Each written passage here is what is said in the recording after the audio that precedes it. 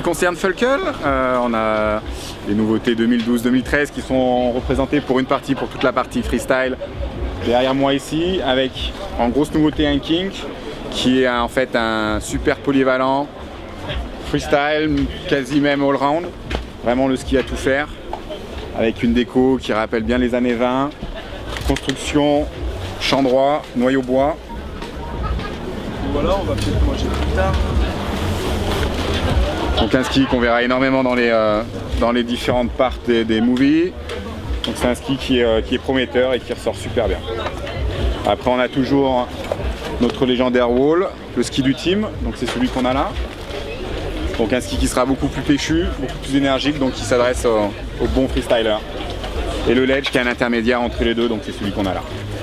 On a une nouvelle gamme cette année, une gamme super high-tech, haut de gamme qui s'appelle V-Works, qui se décline en deux skis.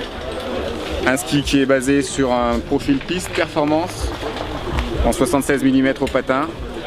Donc là on travaille sur des matériaux nobles, carbone, aramide, Kevlar. Et un qui sera en all mountain en 84 au patin, donc qui reprend les lignes de code du RTM 84. Donc là on est sur le high-tech, le haut de gamme de la gamme Fulkel. Piste performance avec le nouveau code, avec sa nouvelle déco, beaucoup plus péchue, qui a été le ski primé chez Skieur l'année dernière comme étant le ski de l'année, et qui se décline après en différentes versions, donc le code PSI,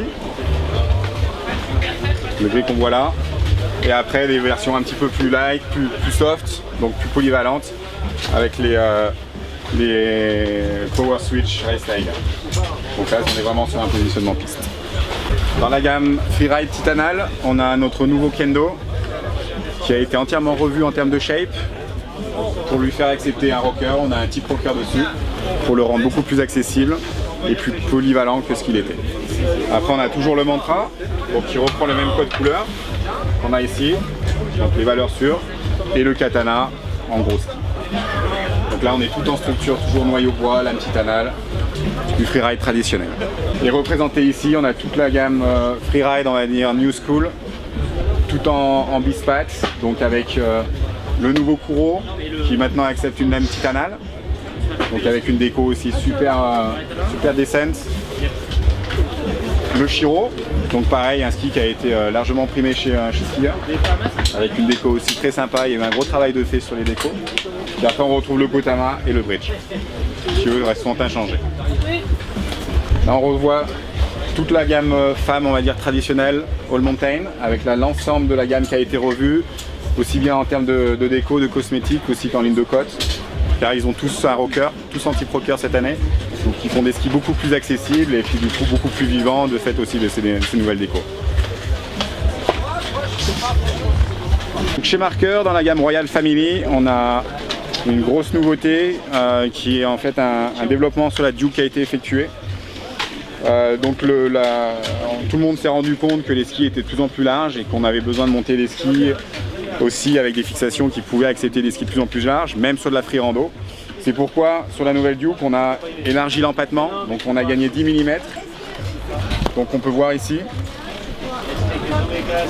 ce qui fait qu'on a en fait un transfert de quart à quart qui est beaucoup plus rapide, quelle que soit la largeur du ski. Donc là ça s'adresse vraiment à du free randonneur, donc les dernières marges d'approche, avec le même système de déverrouillage, un ressort qui monte à 16, et bah voilà toute la qualité de la Duke qui est restée, qui est toujours là, avec un empattement plus large.